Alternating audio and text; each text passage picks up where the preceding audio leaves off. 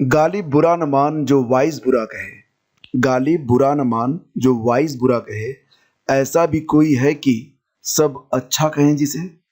तो वीडियो की शुरुआत में ये पंक्तियां क्यों? आपको कहीं संदर्भ से व्याख्या तो नहीं लिखनी है, जस्ट जोकिंग फ्रेंड्स। ये पंक्तियां लिखी गई हैं मिर्जा गालिब के द्वारा, जो कि एक बहुत ही मशहूर शायर थे। और ये पंक्तियां मैं आज इसलिए बता रहा हूं क्योंकि आज उनकी जयंती है। प्रतिवर्ष 27 दिसंबर को राष्ट्रीय दिवस के रूप में मिर्जा गालिब जयंती मनाई जाती है। ये जरूर याद रखना। इनका जन्म हुआ था आगरा में 27 दिसंबर 1797। मतलब अगर आज ये जीवित होते तो अबाउट लगभग अपनी 250वीं जयंती मना रहे होते, बर्थडे। और इनकी मृत्यु हुई थी 15 फरवरी 1869 में दिल्ली में। 15 फरवरी मतलब वैलेंटाइन डे के एक दिन बाद, ठीक है। पूरा नाम था इनका मिर्जा असदुल्लाह बेग खान। एग्जाम में पूछा जाता है कि मिर्जा गालिब का पूरा नाम क्या था। नाम था इनका मिर्जा असदुल्लाह बेग खान, तो ये याद रखना आप। इसके बाद आइए शुरू करते हैं आज के वीडियो को। तो दोस्तों, आज का पहला क्वेश्चन है कि हाल ही में क्रिकेटर जॉन एड्रिक का निधन हो गया है, जो कि किस देश से थे? तो फ्रेंड्स, जॉन एड्रिक ये इंग्लैंड से थे और ऑप्शन बी इसका बिल्कुल करेक्ट है। हाल ही में इनका निधन हुआ है। हालांकि ये बहुत पहले क्रिकेट छोड़ चुके हैं और इन्होंने 77 टेस्ट मैच खेले हैं 1963 से लेकर 1976 के बीच में। और 1965 में 1965 में इन्होंने एक टेस्ट में ट्रिपल सेंचुरी लगाई थी, ठीक है। तो इंग्लैंड के जाने माने क्रिकेटर जॉन एड्रिक का निधन हो गया है। अगला क्वेश्चन लेते हैं। सुशासन दिवस के अवसर पर ई संपदा पोर्टल का उद्घाटन किसने किया है? सुशासन दिवस के अवसर पर ई संपदा पोर्टल को किसने लॉन्च किया है? और इसका सही उत्तर होगा फ्रेंड्स ऑप्शन ए, यानी कि हरदीप सिंह पुरी ने इसका इनाग्रेशन किया है, इसको लॉन्च किया है। हरदीप सिंह पुरी कौन है? तो फ्रेंड्स, ये आवास और शहरी मामलों के मंत्री हैं। और ये जो नया एप्लीकेशन है, इससे 1 लाख से ज्यादा सरकारी रिहायशी आवासों के आवंटन, 28 शहरों में स्थित 45 कार्यालय परिसरों में सरकारी संगठन के लिए कार्यालय के स्थान का आवंटन, 1176 हॉलिडे होम रूम्स और सामाजिक समारोहों के लिए 5 अशोक रोड जैसी स्थलों की बुकिंग आदि जैसी सभी सेवाओं के लिए सिंगल विंडो को उपलब्ध करवाना है। तो काफी इंपॉर्टेंट क्वेश्चन है ये। सुशासन दिवस के अवसर पर ई संपदा पोर्टल को लॉन्च किया है हरदीप सिंह पुरी ने। और सुशासन दिवस ये प्रतिवर्ष 25 दिसंबर को होता है, वही दिन जिस दिन हमारे पूर्व प्रधानमंत्री अटल बिहारी वाजपेयी का जन्मदिन होता है। अगला क्वेश्चन, भारत का पहला tiger reserve hot air balloon safari ये कहां पर लॉन्च किया गया है? कान्हा टाइगर रिजर्व जो कि एमपी में है, या फिर बांधवगढ़ टाइगर रिजर्व ये भी एमपी में ही है। सरिस्का टाइगर रिजर्व ये कहां पर है? ये राजस्थान में है। और रणथंभौर टाइगर रिजर्व ये भी राजस्थान में है। तो यहाँ पर आपको बताना है कि कहां पर हॉट एयर बैलून सफारी को लॉन्च किया गया है। तो दोस्तों, इसे लॉन्च किया गया है बांधवगढ़ टाइगर रिजर्व में। तो यहाँ पर क्या होगा कि ये गर्म हवा के जो बैलून है, इसमें बैठकर आप एंजॉय कर पाएंगे। हालांकि जो जानवर होते हैं इतनी ऊंचाई से आपको दिखते नहीं है और पेड़ भी बहुत ही छोटे छोटे नजर आते हैं, लेकिन ये अपने प्रकार का एक अलग अलग अनुभव है। मध्य प्रदेश के वन मंत्री कुंवर विजय शाह ने बांधवगढ़ टाइगर रिजर्व के बफर जोन में हॉट एयर बैलून सफारी का आगाज किया है। तो ये तस्वीर जो आप देख रहे हैं काफी इंपॉर्टेंट है, ठीक है, इसको आप याद रखना। और अभी तक देश में कहीं भी हॉट एयर बैलून सफारी की व्यवस्था नहीं थी। बांधवगढ़ में व्यवस्था पहली बार की जा रही है। अगला क्वेश्चन है, भारत और वियतनाम की नौसेना ने हाल ही में कहां पर पैसेज एक्सरसाइज, पीएडब्ल्यूएस से पैसेज होता है, ई से एक्सरसाइज होता है, तो पॉसेक्स अभ्यास को करने का निर्णय लिया है? तो दोस्तों, ये जो पैसेक्स अभ्यास होगा भारत और वियतनाम के बीच में, इसे दक्षिण चीन सागर में किया जाएगा, ये याद रखना। और अभी हाल ही में दिसंबर के महीने में ही भारत और रूस की नौसेनाओं ने भी पॉसेक्स जो एक्सरसाइज होता है, पैसेज एक्सरसाइज, इसको जो है किया है। कहां पर इसको किया गया था? Indian Ocean region, Eastern Indian Ocean region में 4 और 5 दिसंबर को। तो ये जो पॉसेक्स एक्सरसाइज होता है, इसे भारत कई देशों के साथ करता है।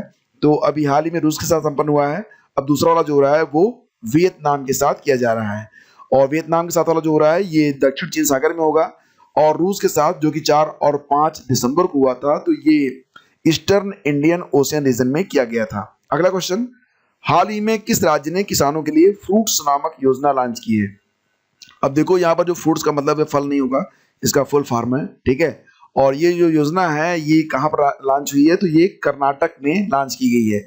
ऑप्शन बी इसका बिल्कुल करेक्ट है, कर्नाटक। ठीक है, तो दोस्तों यहाँ पर जो फ्रूट्स है इसका मतलब है farmer registration and unified beneficiary information system. तो ये है फ्रूट्स। ठीक है, और इसमें क्या होगा कि जितने भी किसान हैं उनको रजिस्टर किया जाएगा और एक उनको यूनिक आइडेंटिफिकेशन नंबर दिया जाएगा, ताकि उनको जो कृषि संबंधी जो जानकारियां हैं, उनके जो खेत हैं, जो भी उत्पाद हैं, उसका सही मूल्य उनको मिल सके। दोस्तों एक चौंकाने वाली न्यूज आ रही है अमेरिका से। फिलहाल न्यूज ये है कि मस्तिष्क खाने वाले अमीबा नेग्लेरिया फाउलेरी का प्रकोप बढ़ गया है। कहाँ पर बढ़ा है? अमेरिका में। तो अमेरिका का जो उत्तरी क्षेत्र है वहां पर इस प्रकोप को देखा गया। हालांकि दक्षिणी क्षेत्र में भी अब केसेस जो है वो निकल कर सामने आ रहे हैं, और ये जो बीमारी है ये गंदे पानी से, यानी कि जो अनसेफ वाटर है उसको पीने की वजह से बढ़ रहा है। हालांकि अभी पूरी दुनिया में ये जो केसेस हैं वो देखने को मिल रहे हैं सिर्फ अमेरिका में, लेकिन संभावना है कि ये पूरी दुनिया में फैल सकता है। इसलिए सभी लोगों को जो पीने का पानी है उसको उबाल कर ही पीना चाहिए। फिलहाल फ्रेंड्स, नेग्लेरिया फाउलेरी अमीबा जो है ये अमेरिका के दक्षिण राज्यों में फैल रहा है। जलवायु परिवर्तन इसके संक्रमण की मुख्य वजह बताई गई है। रिपोर्ट के अनुसार नेग्लेरिया फाउलेरी नामक यह घातक अमीबा मस्तिष्क को खा जाता है, और अमेरिका के रोग नियंत्रक और रोकथाम केंद्र यानी कि सीडीसी के मुताबिक यह बीमारी अब उत्तरी अमेरिका के राज्यों में भी फैलना शुरू हो गई है। वैज्ञानिकों ने इसके लिए चेतावनी भी जारी की है। यह भी जान लीजिए कि नेग्लेरिया फाउलेरी अमीबा पानी से जुड़ा है, और पानी हमारे जीवन का सबसे महत्वपूर्ण हिस्सा है।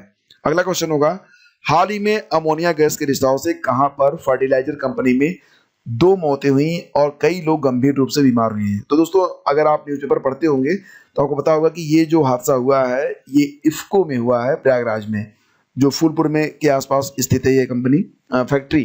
तो उसमें ये हादसा हुआ है जिसमें अमोनिया का रिसाव हुआ।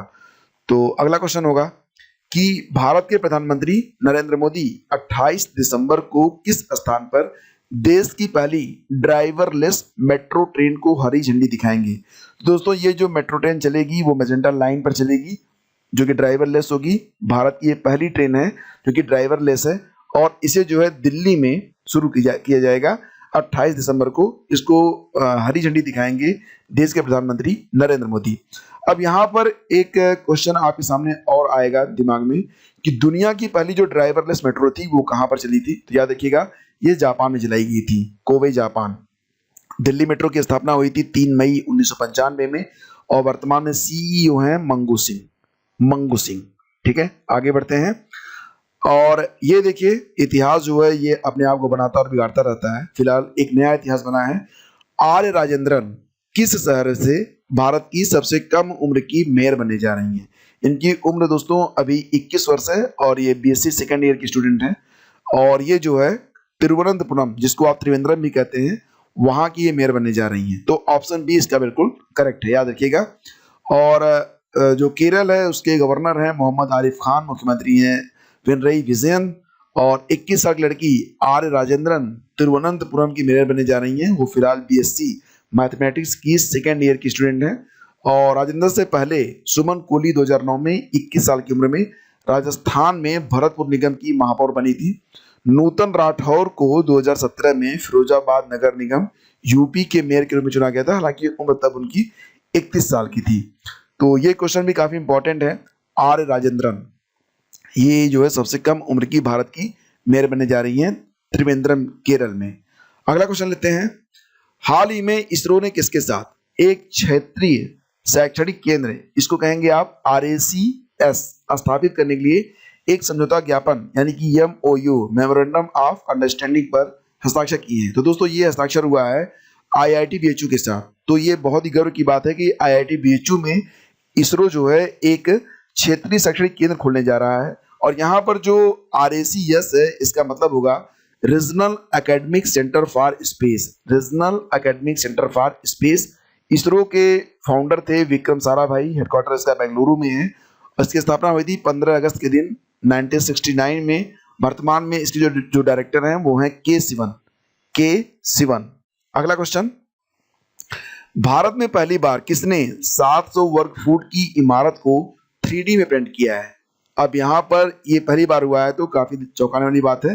और ये कारनामा किया है एलएनटी ने, यानी कि लार्सन एंड टुब्रो कंस्ट्रक्शन के द्वारा ये जो इमारत है उसे तैयार किया गया है। 3D प्रिंटिंग है ये। तो लार्सन एंड टुब्रो के अनुसार इस मकान को बनाने में 106 प्रिंटिंग आवर लगे हैं।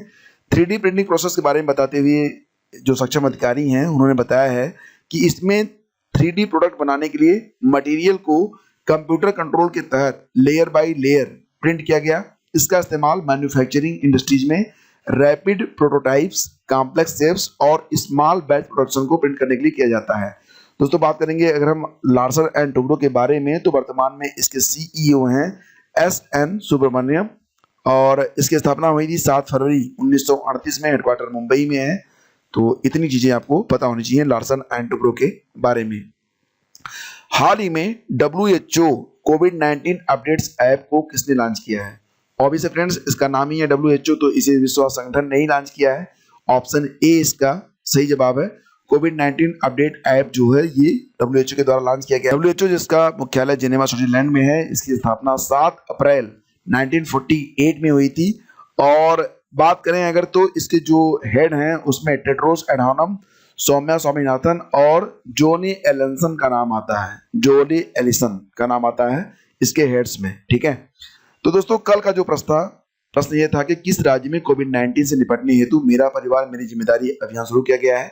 सही जवाब था इसका फ्रेंड्स ऑप्शन बी। बहुत सारे लोगों ने सही जवाब दिया, सभी को बहुत बहुत बधाई। और ये बहुत अच्छी बात है कि आप लोग आंसर कर रहे हैं और मैं प्रत्येक आंसर ध्यान से पढ़ता हूँ, ध्यान दीजिए। और भले मैं रिस्पॉन्ड ना कर पाऊँ लेकिन मैं पढ़ता जरूर हूँ।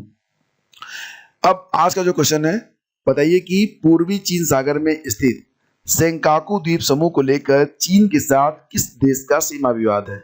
बहुत ही इंपॉर्टेंट क्वेश्चन है और इसमें 4 देश हैं, रूस, जापान, भारत और अमेरिका।